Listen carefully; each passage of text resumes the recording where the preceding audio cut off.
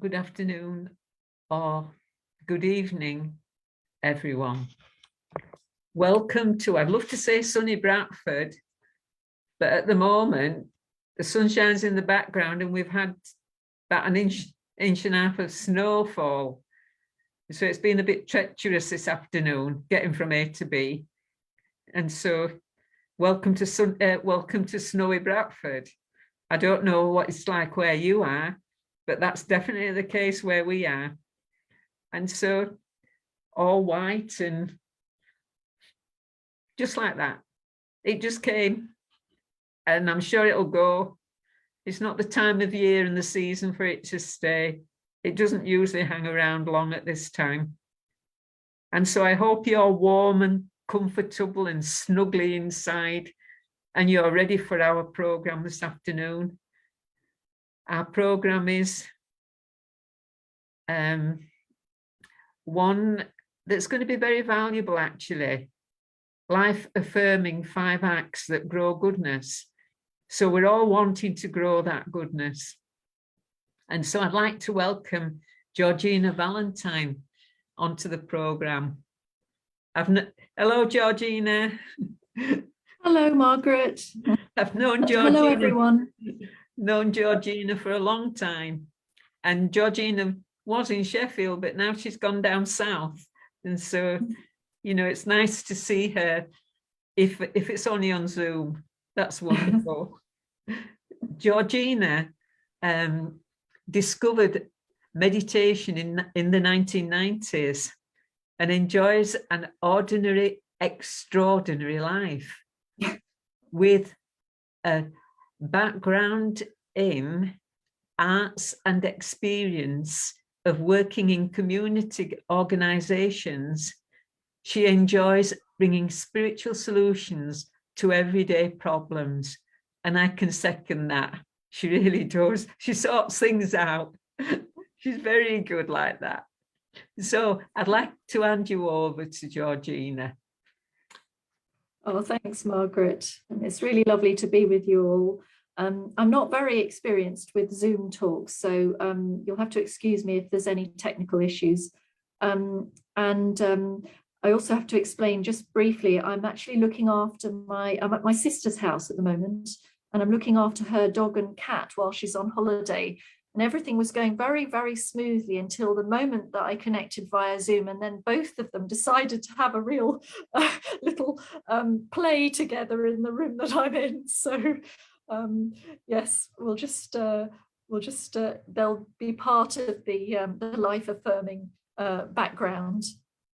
But yes, it's a really lovely topic, and I was just feeling for myself when I had this invitation that to do something to explore something that for me is really important would be nice. And I do hope that some of you will chip in and ask questions or give comments maybe a bit later. So the first thing that really inspired me was something that I discovered about myself probably about 5 or 6 months ago, which was that although I've been meditating for all these years, and I really enjoy obviously all the activities that I'm involved with the Brahma Kumaris and other things that I do in life, I read a book called Humankind. And it's really interesting because I discovered as I was reading it that it actually helped me shed light on maybe some of the ways that I've been influenced to have a more negative view of humanity subconsciously, just because of the way that we are influenced by the way that society does things, and sometimes the background conditioning that goes on in our subconscious without us even realizing it. It was actually really, really refreshing to read this book. And I'm just trying to move the PowerPoint presentation on, but it doesn't seem to be moving onto the first slide, just so that we can explore this. I don't know if it'll help. Oh, here we are. So trusting in kindness. And I felt also, not just reading a book, but actually getting out of my comfort zone. I've moved house a couple of times, not moved to different centres around the UK, and in the last 3 years, which it's been really good for me to actually be out of my normal circle of friends and the normal supports in my life, and actually trust that the people around me who I'm with do actually, it is natural, it's the norm. Human kindness is the norm, and people do want to help each other. And I think it's really lovely when you are out of your normal situation. It's a chance to discover that. And when I was reading this book called Humankind, one particular thing stood out for me, and it was interesting because the author mentioned a book that I'd had to study actually at O-level at GCSE all those years ago, and it's quite or at least at the time it was a popular novel called Lord of the Flies. And I don't know if you've ever read it or if you've heard of it. But basically, in a nutshell, it's a story, it's a fictional story. It's about a group of teenage boys who get shipwrecked on an island. And they're there just as the group of boys, there's no adults with them. And the story is really about how, when they're out of the normal structures of what we call civilization, how the behavior of these boys gradually deteriorates, and they become really what you would call kind of savage and horrible to each other and quite violent. So that's basically the story in a nutshell.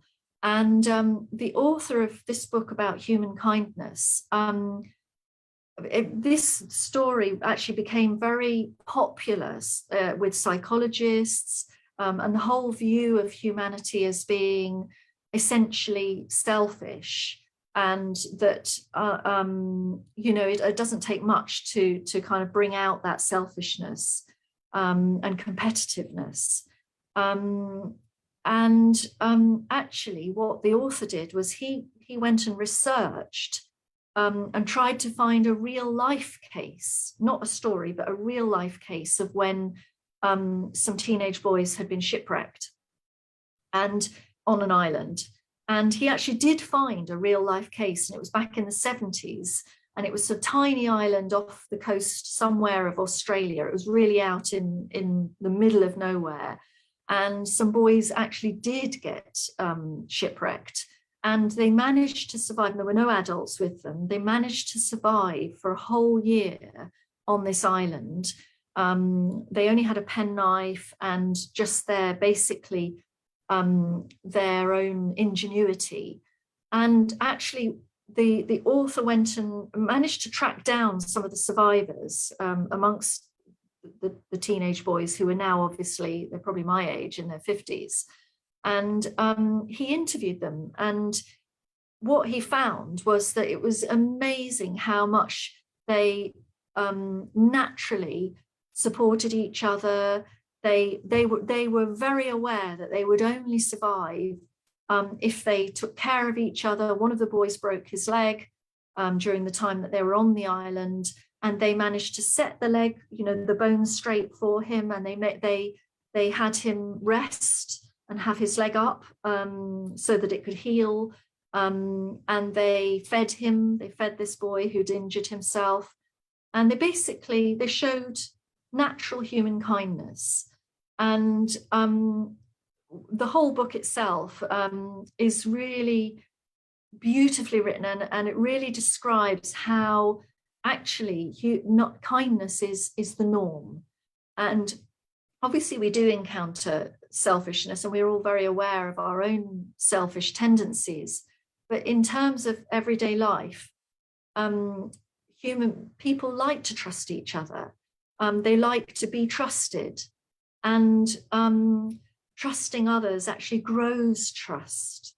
And so actually just taking that step to trust others and to trust ourselves is such a beautiful thing, because it does grow kindness. It helps kindness to flourish.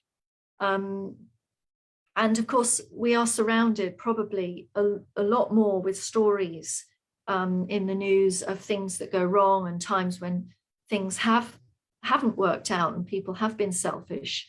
But actually, there are far more examples. Those are the stories that make it into the news, as we know. You know, that's the nature of news. I think it's just really helpful to remind myself of that actually kindness and common human decency is the norm, and that's something that we can help to grow by trusting in ourselves and trusting in others.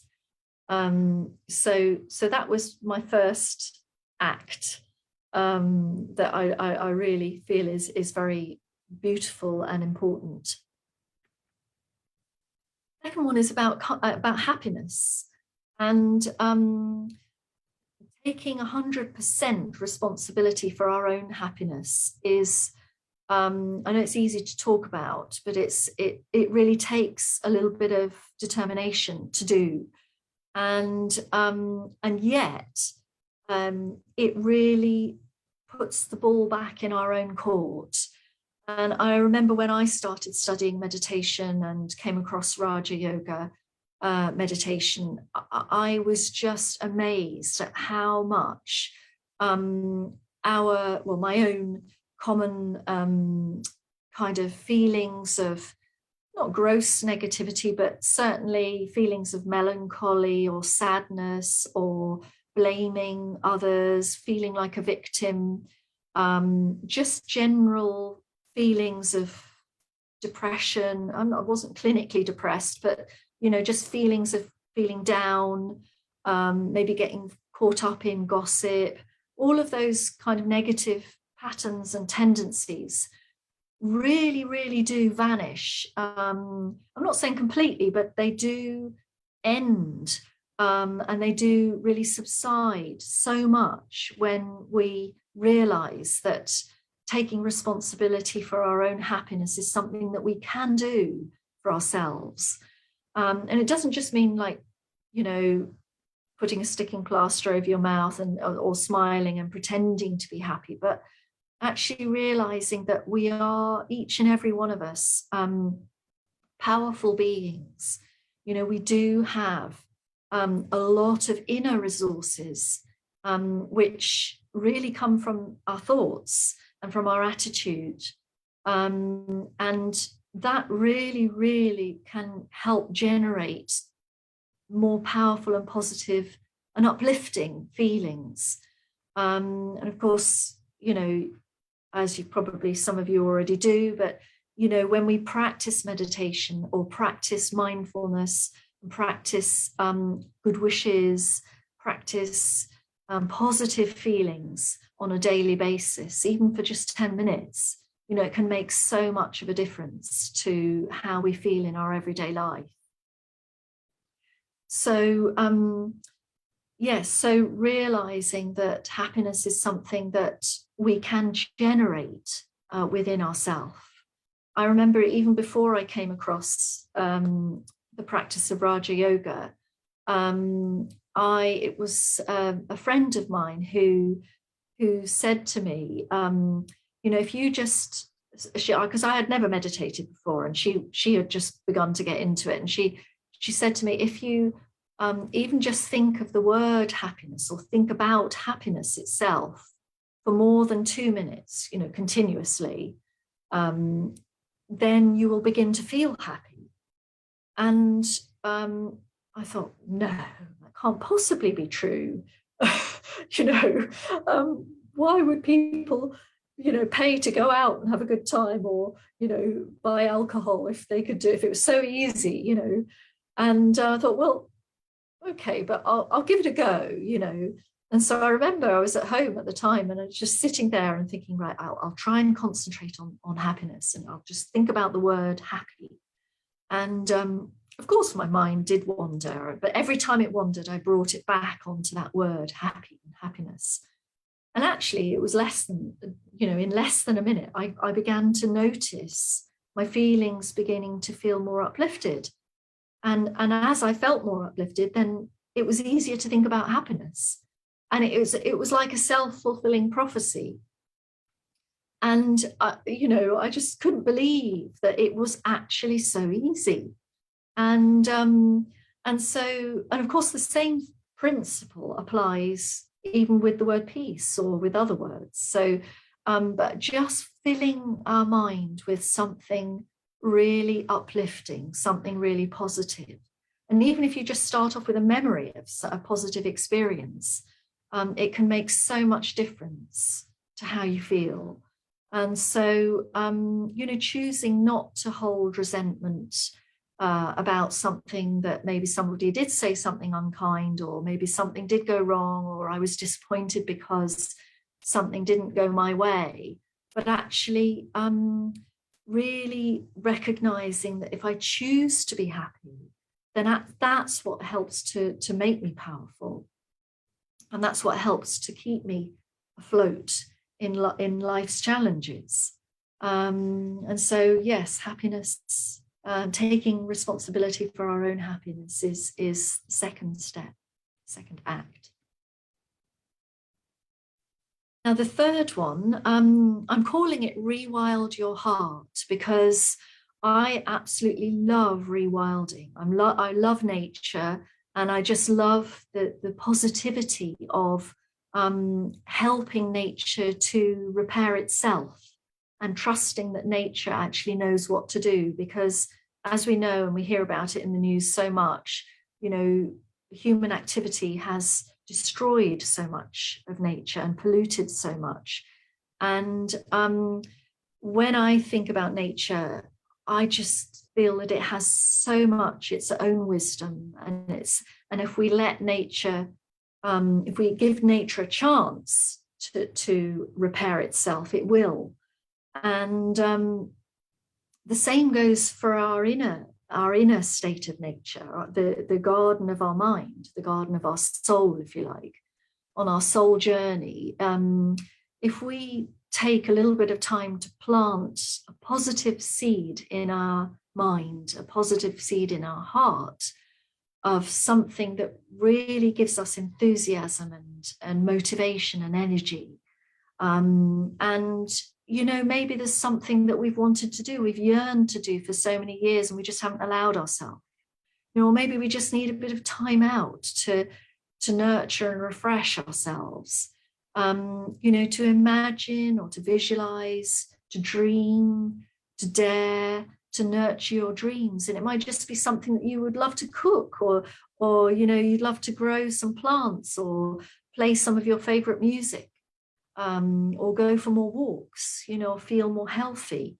Whatever it is, if there's something in yourself that you would like to nurture, then rewilding your heart, allowing your heart to speak to you, allowing, that inner voice, that quiet inner voice, which we do need to learn to listen to. And I think this is what's so good about meditation, is that it, even just a few minutes of meditation will give you a chance, if you just stop the activities of doing and listen to what your heart is saying to you, then that will give you a clue. It'll give you a chance to really take something new in your life.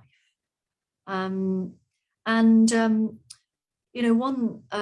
little key which was really helpful for me was reading this lovely book called The Emotional Lives of Animals by Mark Bekoff. And he's a scientist, a biologist, and he describes this beautiful thing which, I guess probably if you have pets, you're aware of, but we don't necessarily think about wild animals as having feelings and their own moral codes, and actually compassion as well, for each other. And there was a lovely example in the book, this book that he wrote, about the emotional lives of animals, and one which will stay with me forever. because I really love all creatures, and I even love things like worms and slugs and spiders, and all sorts of creatures that people sometimes say yuck or ugh, because I feel that they're so fascinating and they have their own beauty, and their own lives, and who am I to judge their lives? It was really beautiful because there were two examples that he gave in this book, which really inspired me. And one was about a woman who was on safari in South Africa. These are true stories. And it was very hot. She was in South Africa. I think she was a tourist, and she was on safari. And the tourists they live in a compound. There's a hotel like in a compound. But just outside the compound is the safari park, where all the wild animals are. And it's like, trees and scrubland. And obviously it was quite hot. And after their lunch, they had some free time. And, she'd been, had her lunch and felt tired and wanted to rest. And she just went out of the compound into the safari. And it was long grass and it was a hot day and there were some trees. And she just lay down in the grass for a few minutes just to enjoy, the bird song and being out in nature.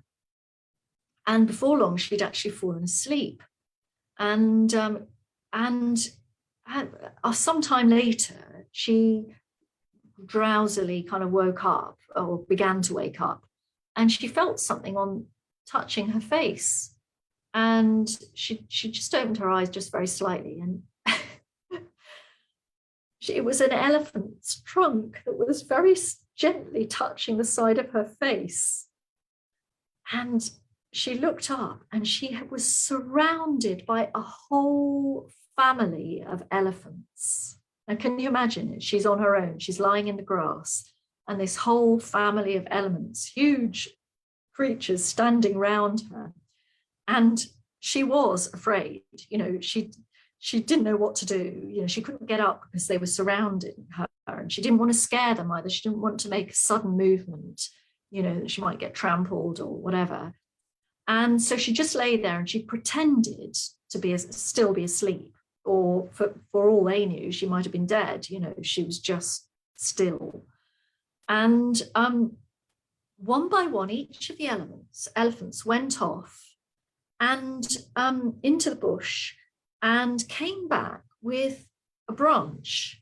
Now, these were branches that they then, curiously, who would ever have imagined, but they placed the branches over her. She was still lying in the grass. And the branches, they created a kind of like a little shelter, like a little cave, you could say. And the branches were actually thorny branches. So they carefully placed these thorny branches.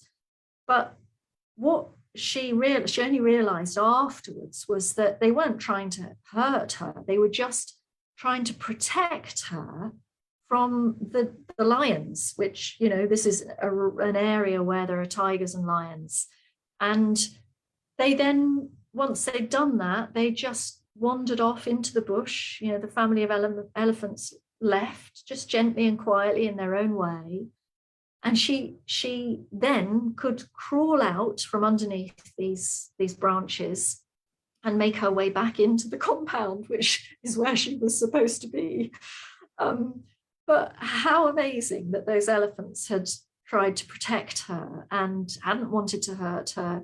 And I guess probably were treating her as if she was a little, baby elephant or a baby of their own. And so, so an example of animals showing compassion to another that isn't their own species. The other story which I read in this book, which was so gorgeous, was different species. It was a dog, and it was the story, which again was a true story, was from the outback of in America, in the United States. It was a farming family out in the middle of nowhere, farm dogs, and So the one dog that they had on the farm was kind of like a guard dog, protecting their area. And one day, the dog, I'll call it Brutus, just because I can't remember what the name was, but there was a stray dog which came, and that Brutus normally protected his patch, you know, would chase off other dogs and chase off other animals and people. And but a stray dog came past, and the stray dog was actually starving. I mean, it was emaciated. And Brutus didn't chase it off. He went back to the farmhouse, went inside the kitchen with the stray dog following him. And the family was sitting there, and they were surprised to see Brutus with another dog. And Brutus came into the kitchen, which was where his bowl was, his feeding bowl. He put his paw in the empty bowl and then stood back as if signaling, you know, put some food in it. And so his master put the food in the bowl. Brutus didn't go and eat it. He stood back and let this starving dog eat his food.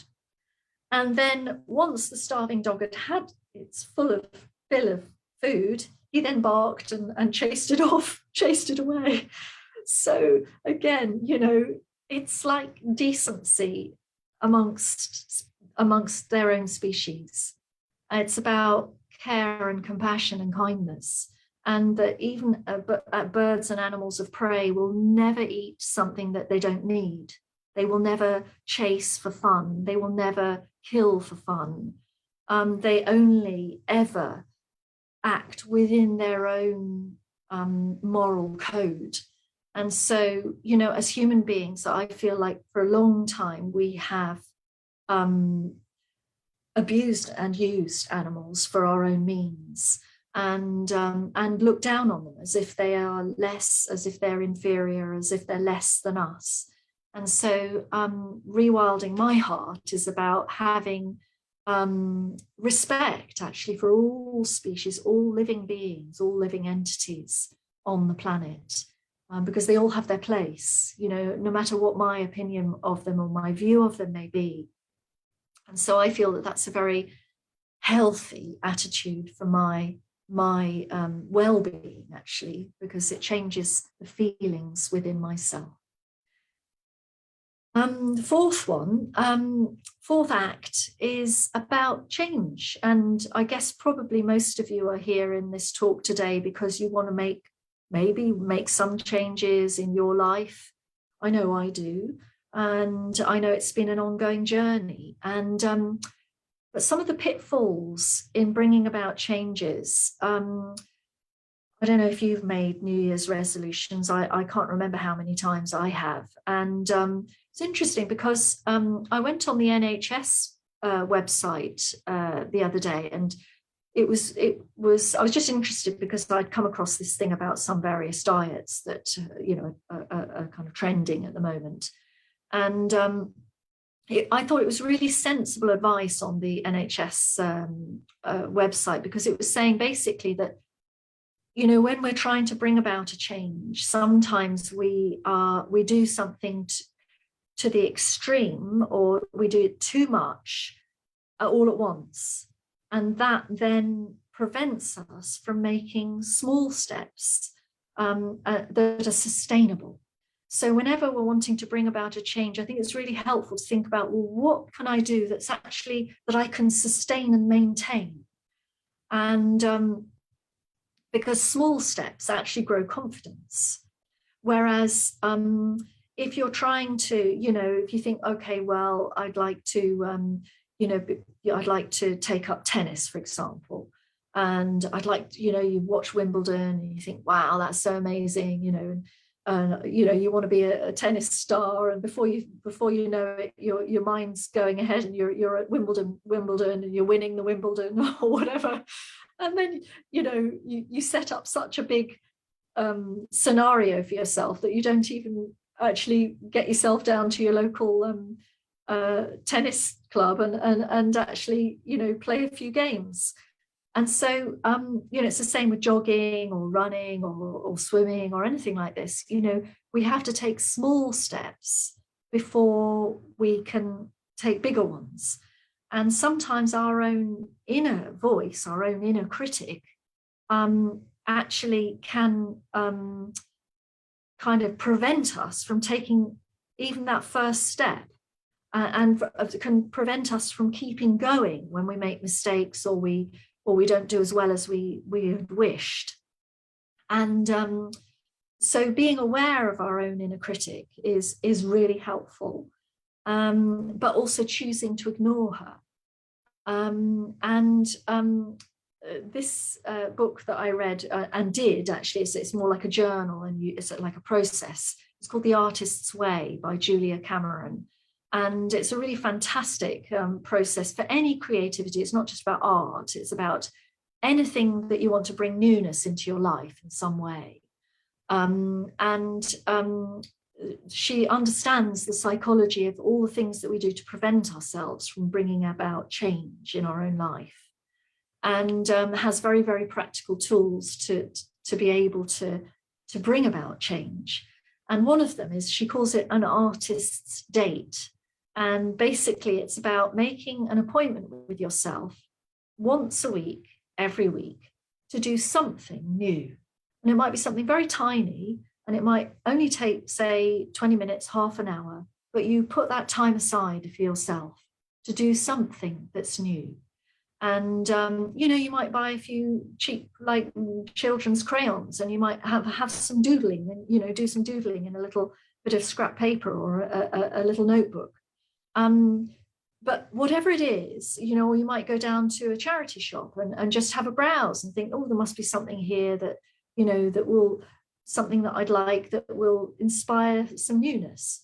Or you might go for a walk, in some woods, and just listen to the sounds that you can hear, or breathe in the fresh air and just enjoy the music that nature provides. So whatever it is, it doesn't matter what it is, but it's about making an appointment with yourself, and think about valuing yourself. Because if you can't give yourself, half an hour once a week, then do you really care about yourself? And so, it's a really, really important thing, is to take baby steps. Small steps are what gives us confidence to take the next step. And so, making sustainable changes is more important than trying to be a gold medalist. It's more important that I actually do what I can do, and that will grow and develop in its own unique way. So that's another lovely way of showing an act of goodness and kindness for yourself. And so the last one, the fifth act, is be grateful. And we've got Pooh Bear and Piglet here, and it's a lovely little quote. It says, Piglet noticed that even though he had a very small heart, it could hold a great variety of gratitude, a great lot of gratitude.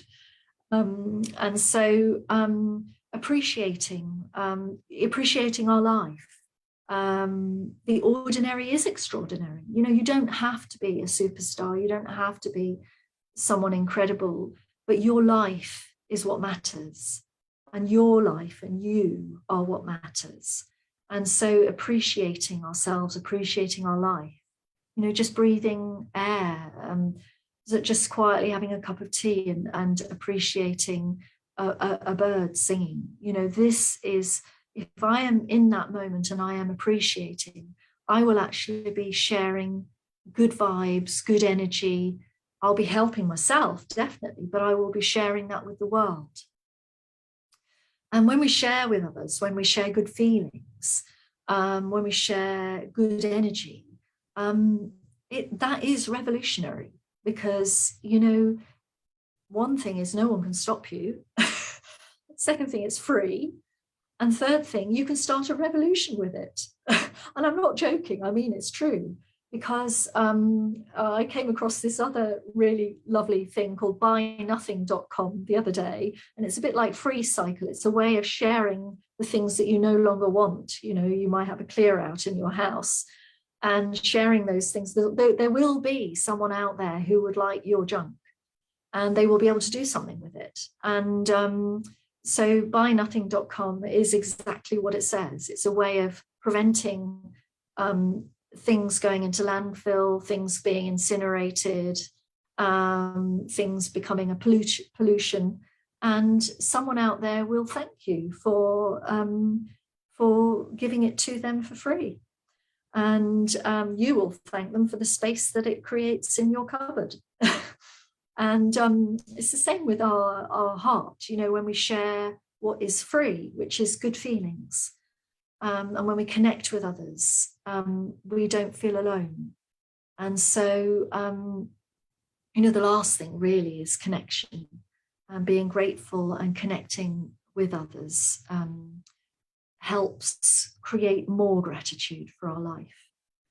And so it would be really nice actually if, I don't know if at this point we could have a meditation and then maybe questions after the meditation. A meditation would be lovely.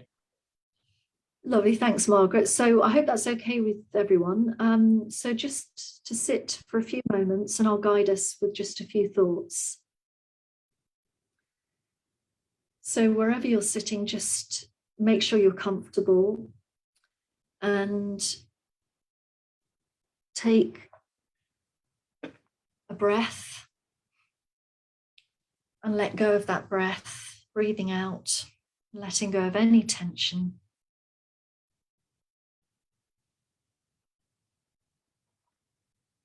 And for the next few moments, let's just think about kindness, gratitude, and good feelings.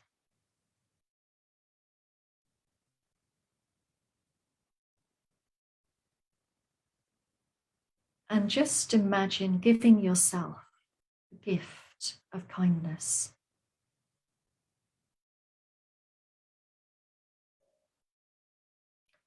You can visualize that gift in any way you like. You might like to visualize kindness in terms of the color. Imagine that color like a feeling of warmth spreading through you, emanating from your heart and spreading outwards. The warmth of your kindness, first of all, filling the cells of your body.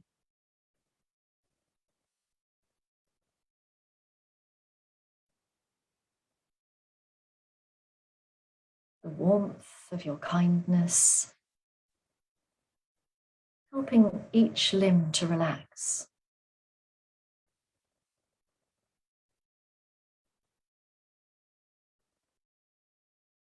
And then imagine the warmth of that kindness gently spreading out into the room around you and filling that space.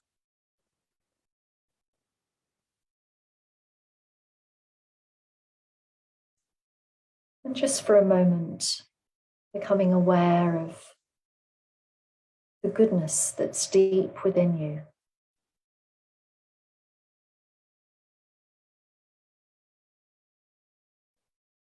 That you are truly loved.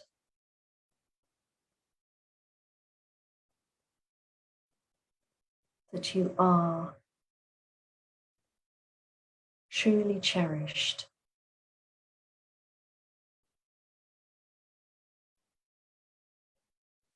You, the being,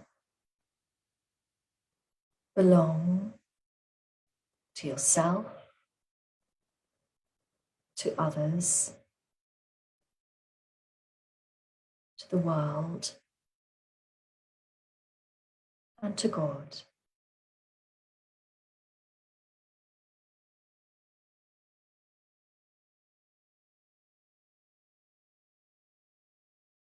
The goodness and the kindness that's deep within you is totally natural,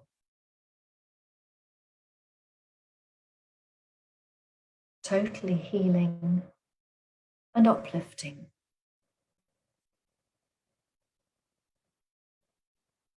In your mind's eye, for a moment, just visualize yourself smiling like a tiny child, delighted at something really small. Picture yourself in this way and imagine the good feelings going from you to the world and the world to you. A reciprocal kindness, reciprocal caring. No matter what happens in life, you are loved.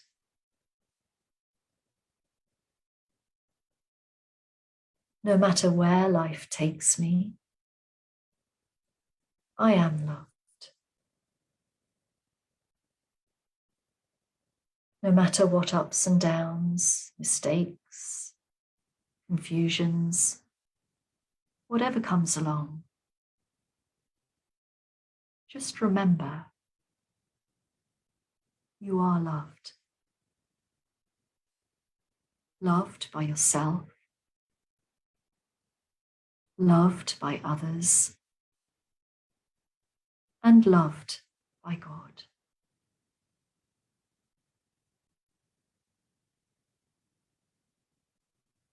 And so keeping these warm feelings, let's reconnect now with our last few minutes of dialogue, conversation, sharing, whatever you'd like to fill it with. Om Shanti. So Margaret, I don't know if you've got any questions or comments from people. We've had plenty of comments in, really useful. And I spend an hour swinging in the swing at night, and most uplifting, Georgina. Kindness has 7 colours like those of the rainbow. And we've also had one question, which, if I'm reading it accurately, I hope I am. Yeah. How can we differentiate the inner critic is guiding us or criticizing? Listening to the inner voice, it's sad. So I'm not sure. Yeah. I mean, the inner critic is quite a big topic. But actually, you know, at the end of the day, I would go with your feelings. If you're feeling down or you're feeling depressed, or you can't stop the same thoughts going round and round and round in your mind, then your inner critic is actually not healthy. It's not doing you any good. We do all need some kind of checks and balances, definitely. And we need a conscience. We need to listen to our conscience. So if I've said something hurtful, or I've done something which I regret, then it's good. We do need an inner critic in us to provide the checks and the balances. But what's not healthy is when that voice goes on and on and on, and it keeps on repeating round and round and round, and I actually can't stop it. You know, that's actually not healthy, and that indicates that I need to do some work, some exploring, and to actually use my goodness and some of the tools which are in the Artist's Way, you might find very, very helpful, to actually help me identify the inner critic, to see it for what it is, and to be able to then use what's useful in my life, rather than being subservient to a dominant voice, which is basically suppressing me and preventing me from from being all that I can be. So yeah, I think the indicator is our feelings, and the fact that that voice, if it's going on and on and on and I can't put a break, then that's not healthy. And that's how people get depressed or get stressed, or, you know, get into a habit of thinking negatively. So if I can't switch to, you know, to something positive, and sustain some positive feelings, then it's an indicator that my inner critic has got the better of me, and it's out of hand. I hope that helps. I'm sure it will. One person's written here, a lovely talk. Can someone remind Russia to love thy neighbour? Indeed, yes. Oh gosh, I think we really need to send some good thoughts and feelings to all the politicians involved. You know, it is such a difficult, and you know, these situations brew up, don't they, and they fester, and but it's an indicator of where we're at globally. And yeah, definitely we need to be really paying attention to having a healthy inner environment within ourselves, and that's what will then enable us to bring about change that's more sustainable on an external level, because these are all symptoms, definitely, of things that have got out of balance, inequalities in life, you know. So thank you for that comment, definitely. Another one, and it's a question. You said to think of being happy for 2 minutes when feeling down. Please explain so I can understand. Thanks. I mean, you know, I would suggest, if you even if you've done a meditation course already, do it again, or do the positive thinking course, because that will actually give you the practice of, you know, you'll get some help and guidance, and some tools to be able to start feeding your mind with positive thoughts and positive feelings. So I was just using that as an example, because that's something that that I found very helpful, is to sit and with my own inner voice, talk to myself with the word happiness. So you might want to say to yourself, I am happy, or happiness is my natural nature. Happiness is my natural nature. And you could use that as a repetition, but not in a mechanical way, but in a way to help calm your mind and to help focus and to help bring your attention on to happiness. If you're more of a visual person, you might like to visualize that happiness in some way, whether it's like, you know, like a rainbow, or some kind of something that is happy for you. But we have to actively feed our mind with some positive thoughts, and that is nourishment actually for us. And even if, you know, you've got a negative voice which comes back and says, oh no you're not, you just have to keep feeding your mind with nourishing, good, positive, affirming thoughts about your own goodness. And that's what it's like medicine. You know, at first you might spit it out, you might think, oh, that tastes odd, but you know, you just keep taking that medicine, and it is literally, it's like nourishment for the soul. It's nourishment for your inner being, because otherwise we just get surrounded and saturated with negativity. But definitely take help. You know, if you're finding it difficult and you're trying to do it on your own at home, I would suggest doing the course. I mean, I sat in on the meditation course probably about 10 times when I first came along to the BKs, to the Brahma Kumaris, because every time I did it, I kind of kept on hearing something new. I kept learning something new. So don't be afraid to keep doing it over and over again, because the courses that we offer do help you, and they will, you know, you'll be surprised. You keep hearing new things each time. Another one, but this is a little bit more positive. Today, I have been upset by the busy traffic on my road but have done some baking and sowed some seeds, and I feel positive and thankful for what I have done today. So that was well done. Oh, that's wonderful. Well done. And thank you for sharing that, because it's amazing what these life affirming acts do. You know, like you say, baking something, planting something, you know, it just helps to bring our mind onto something life affirming, something good, something that we can do. Actually, you know, it's not a small thing to grow something, especially if you grow something edible.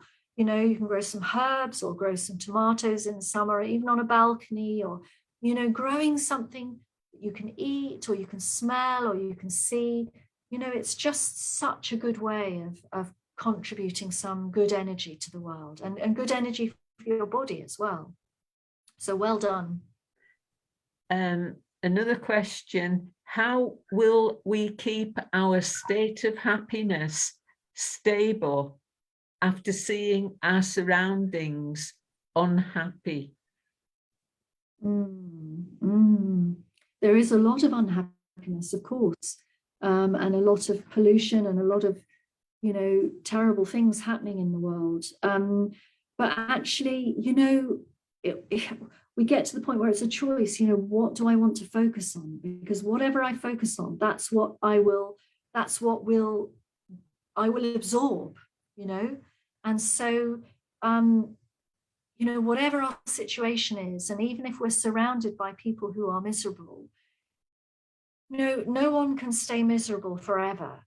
And even if it's a very ingrained habit, you know, we have to just try and choose to see the one positive thing in ourselves and in others, and just keep on focusing on that positive thing. And also try and go out and mix with other people, you know, try and surround yourself with people who do have a positive outlook, and are wanting to help you grow and change, and are wanting to help empower you, you know. So try not to get trapped in friendships or relationships that bring us down, you know. To whatever extent you can, you know, connect with others who are trying to do positive things, you know, and who are kind and caring.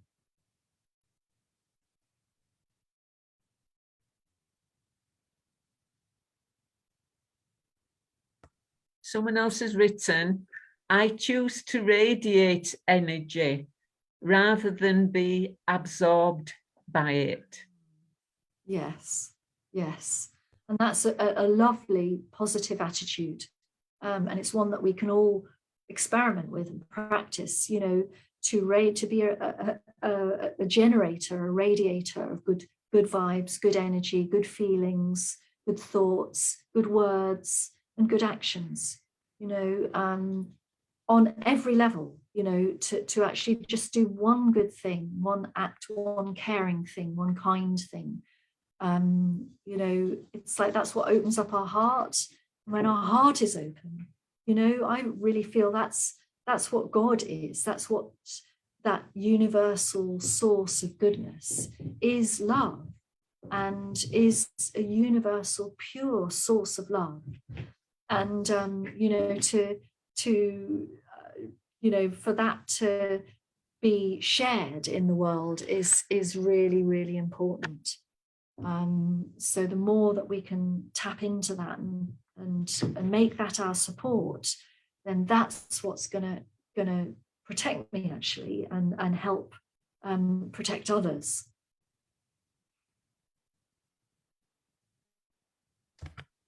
I personally think that if you are experiencing things which are not easy around you, then as you did, Georgina, to find a good book. Someone commented earlier on that the Jungle Book series is very good for kind of for acts and things like this. Children's books, or it's not funny or childish to actually pick up a fairy story.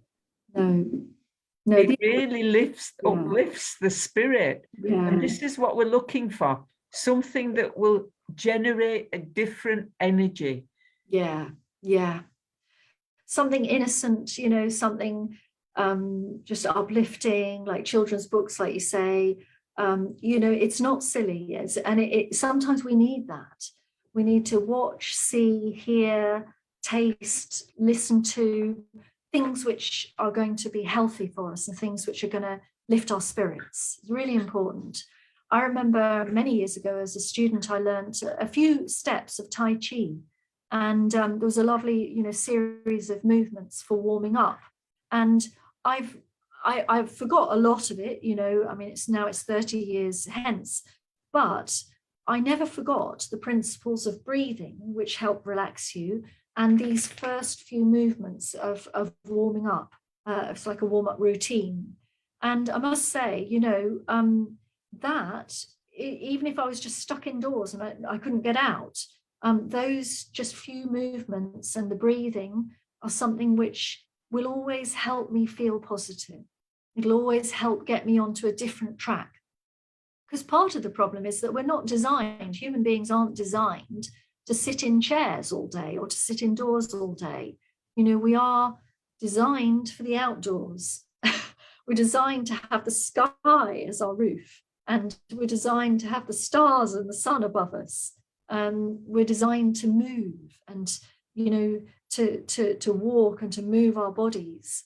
So it's no wonder that we feel depressed when we're stuck indoors or sit in cars and don't move and don't walk and don't, as much as possible, if we can do these simple things, they will actually have a very positive effect on our how we feel, on our thoughts. Actually, it's reciprocal. It's how we can help us have more positive thoughts. There are quite a few things coming in at the moment, but I think now COVID has been lifted. Not COVID, but the restrictions of COVID have been lifted. Yes. Then we're going to have this feeling of freedom again, where we can go outside, where we can feel that life is more positive. Yes, sure. And there will be a few people who are more clinically vulnerable, and so again, just being respectful of them and being mindful that everyone's got a different attitude and feeling during this time while things are opening up, but taking advantage of going out and just making sure you get a walk each day, and go and try and meet people or connect with others. I know a lot of things still are happening on Zoom, and that's also good. But there's no substitute for actually getting out there and seeing people. I'd like to say thank you, Georgina, for your being here. So many people have written so many comments about different things, and especially about how good the speaker was. Oh, thank you. Now I know you won't take, a big head on your shoulders. It's just that it's naturally you, and that's who you naturally are. Oh, thanks. And it's nice to appreciate all of us, and all of us to appreciate each other. And I must say, I think you're doing a fantastic job there, at the Inner Space, and I hope you're all enjoying it. I'm sure you are. The people who are on the chat and online. Just make use of Inner Space and the lovely angels who look after that place, because it's no small thing running a centre. I know, because I've done it in the past, and it takes a lot of courage, a lot of commitment, and hats off to you all. So thank you for having me. And should we have 1 minute of silence just before we? Oh, maybe you need to do an announcement, don't you? I do need to do some announcements, so thank you for that. But also, as well as yourself and myself, we have a technician in the background that really works so hard and looks after everything. And that's our technician, Manish. Now, we might get him up on sometime on his features for you. And really, he does such a wonderful job of support and backup and keeping it all running. So it's a big thanks to our technician for that.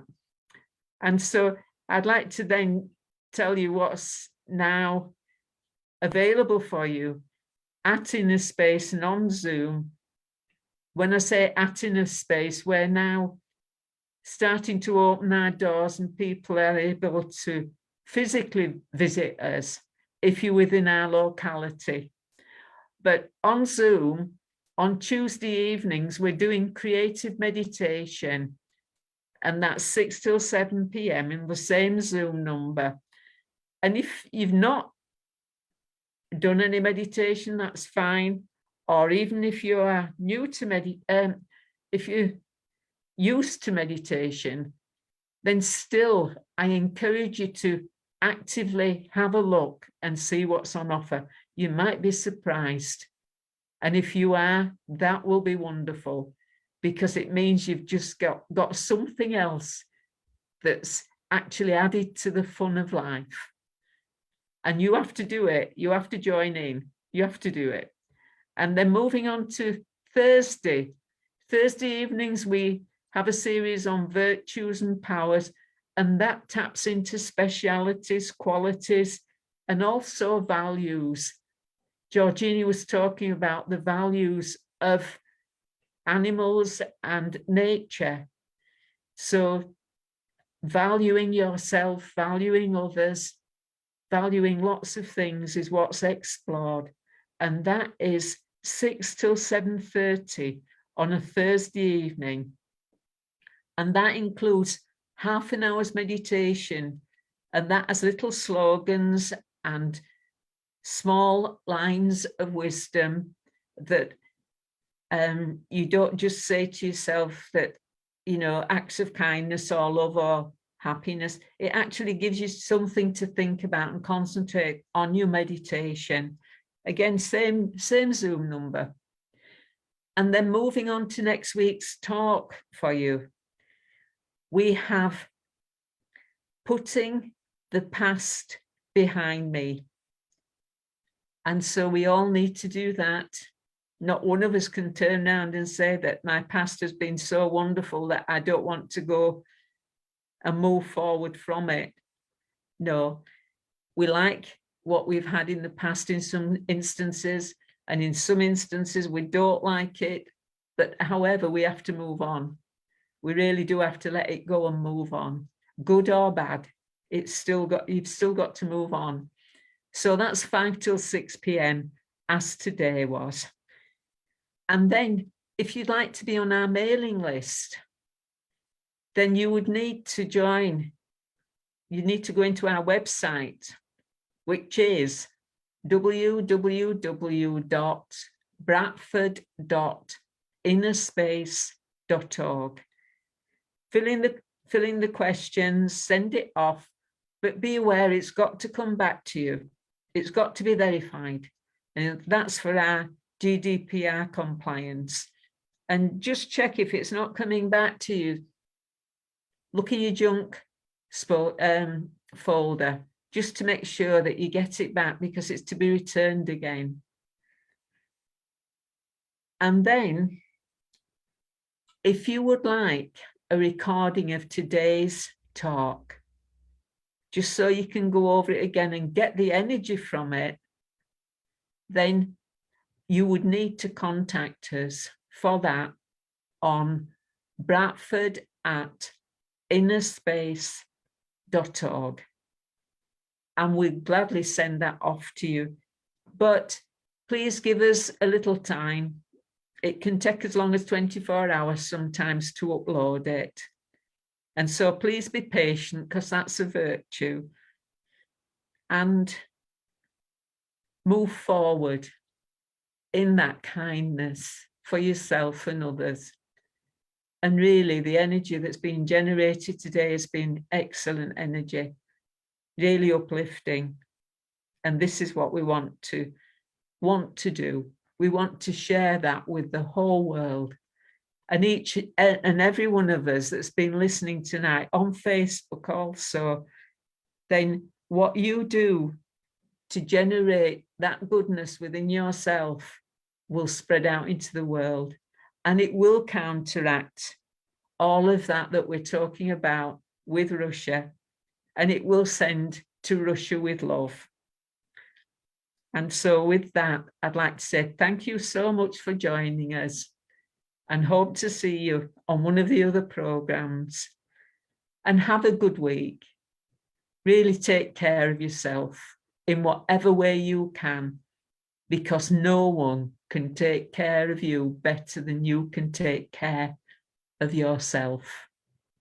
And then you're able to take care of others as well. So good night, everyone. And to Georgina, Valentine is your surname, and Valentine's Day's just gone. And so we say thank you very much. Lots of love to everyone for listening and joining in.